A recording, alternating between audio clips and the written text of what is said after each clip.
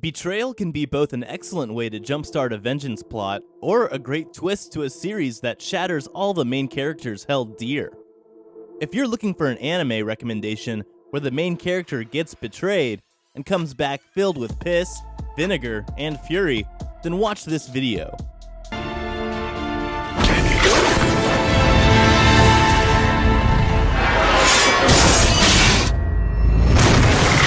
Weak main characters get stronger after being betrayed. Before we begin, be sure to drop a like and subscribe down below for more anime top 10s. And without further ado, let's get right into the video.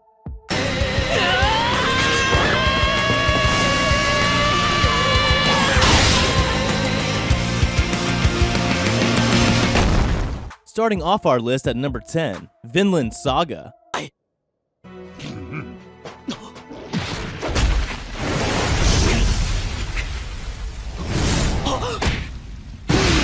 While Vinland Saga focuses more on the politics of the world, the story of the main character is very much a story of betrayal and vengeance. His father was murdered by the very Vikings that took him afterwards and raised him. He has not forgotten, but his feelings about vengeance have gotten a little muddier. Vinland Saga is very engrossing with a rich culture and preaches to the elements of historical fiction. This anime adapts a story to get us familiar with its Viking world, the harsh life of Thorfinn Throsson, and what it means to survive. The great Viking, Thors, heralded warrior of the terrifying Jomsvikings, believed he had left that life behind him. Having fled north with his wife and infant daughter, he began a new life of simple labor and honest rewards, content with his pursuit of a new, peaceful kind of happiness. But the forces that drive this world do not relinquish their chains quite so easily, and soon, Thors finds the past sailing back into his harbor. How Thors responds to this call will alter the course of history and set his son Thorfinn on a journey taking him through hell and back, all in pursuit of justice, revenge, and that far distant land of plenty, Vinland. Up next at number 9, Gankutsuou.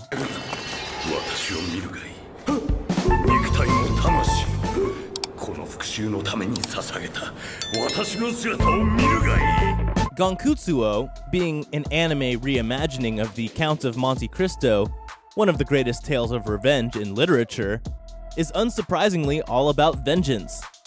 Interestingly enough, if you consider the naive Albert, the main character, his betrayal is rather minor.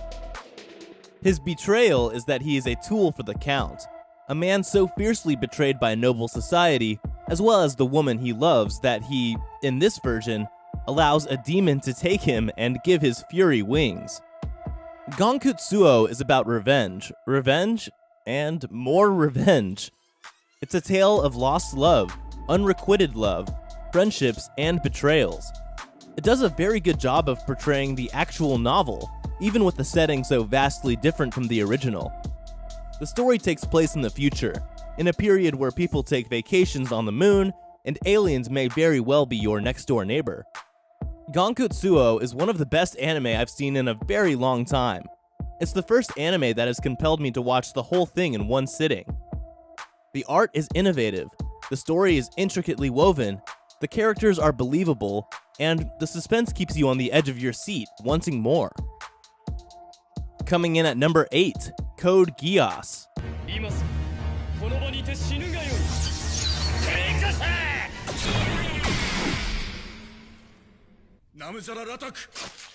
As a political thriller surrounding rebellion, betrayal is literally everywhere in Code Geass. Lelouch himself started the rebellion because he was betrayed by his father and empire. He then betrays friends and allies to make ends meet. Those around him caught up in the war betray others. Lelouch is a devil in disguise main protagonist character from Code Geass. Born as the 11th prince and then having his mother assassinated and then disinherited by his father, Emperor Charles Z. Britannia, Lelouch has a deep-rooted hatred for his family. Lelouch, although seemingly very likable to his peers, hides his true nature and is willing to sacrifice his comrades and even use them as bait to get his desired results. Despite that, Lelouch cares deeply for his loved ones. He's a very cool character, and despite his villainy nature, has some compassion for his friends. Number 7. Roka, Braves of the Six Flowers.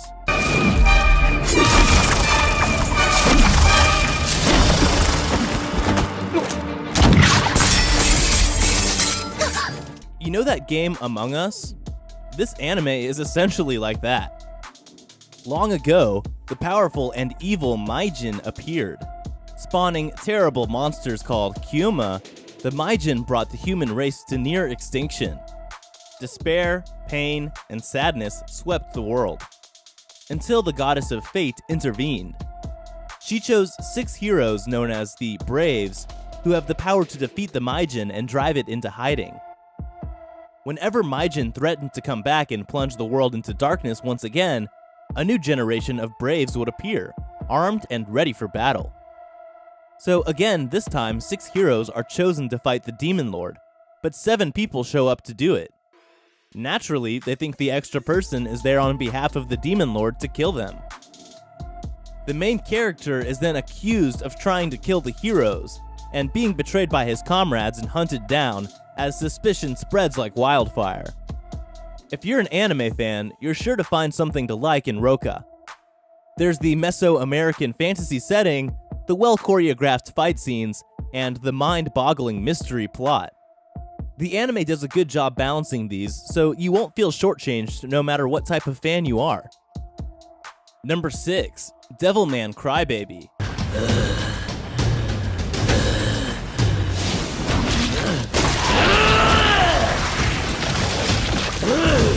Akira Fudo is a high schooler with one of the biggest hearts, never crying for his own faults, but weeps when a friend is in dire straits.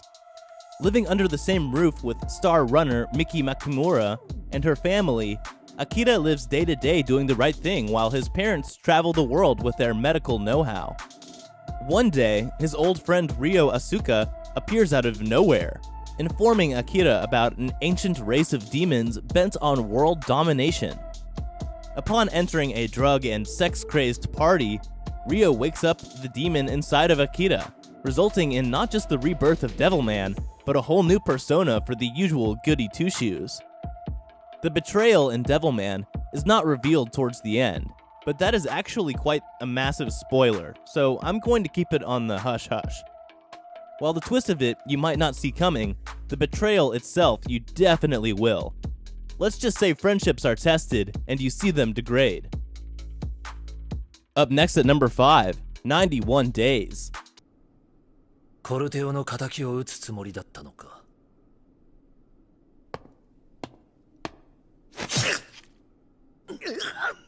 Avilio Bruno is an enigmatic young man who received a letter from an unknown sender.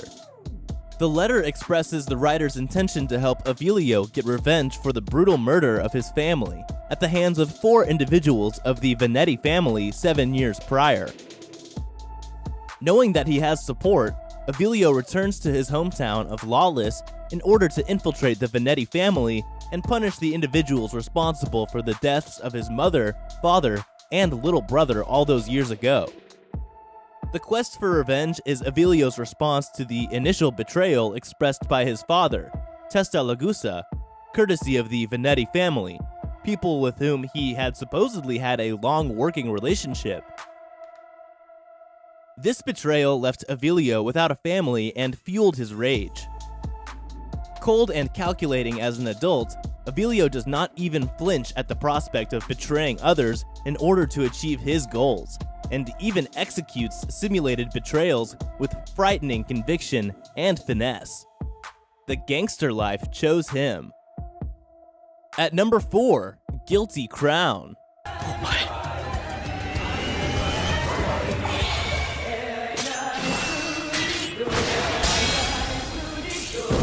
The thing about betrayal in Guilty Crown, in which I won't go into specific details, is that Shu kind of deserved it.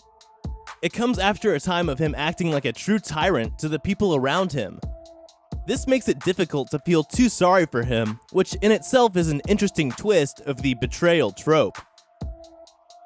In the anime, there is a girl, Inori Yutsuhira, a key member of Funeral Parlor, who runs into the weak and unsociable main character Shuyu Aoma during a crucial operation, which results in him becoming stronger and obtaining the Power of Kings, an ability which allows the wielder to draw out the manifestations of an individual's personality, or voids.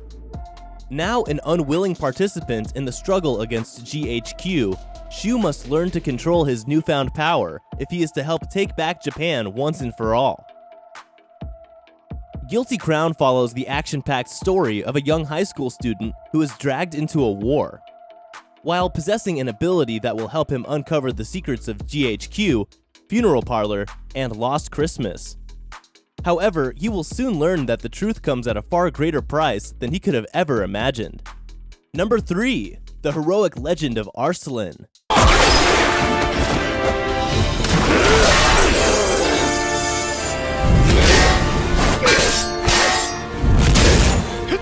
The Heroic Legend of Arslan is the story of Prince Arslan, the heir to the Kingdom of Pars, a fictional land that's very much influenced by Persian history and culture.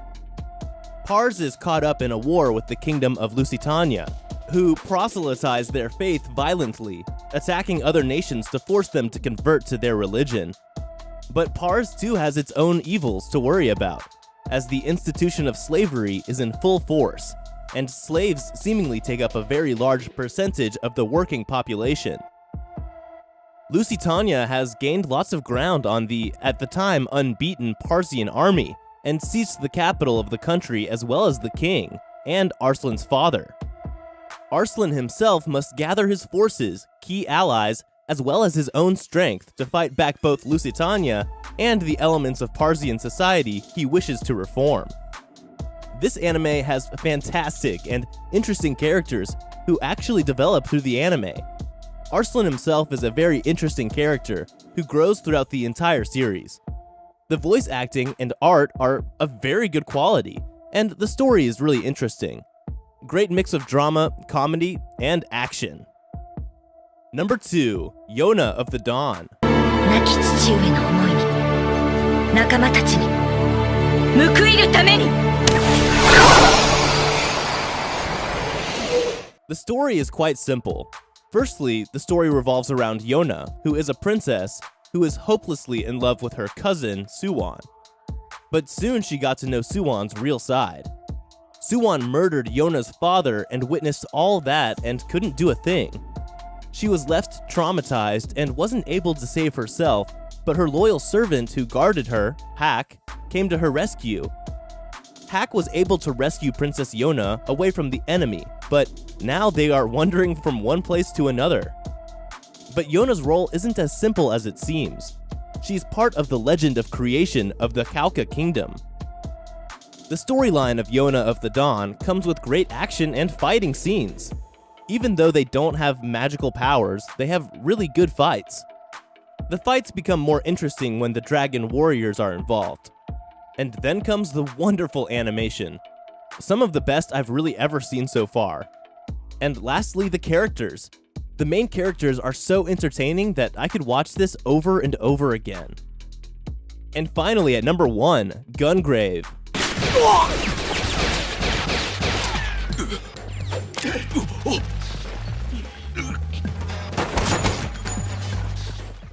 Gungrave switches between a mafia story flashback and the dystopian sci-fi world of vengeance that is a character's present.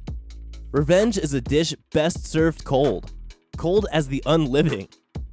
Based on the hit PlayStation 2 video games during the early 2000s, Gungrave, created by Yosuhiro Naito from Trigun, is about a slain mafia hitman Brandon Heat, who, through the help of necrolization, returns from the dead.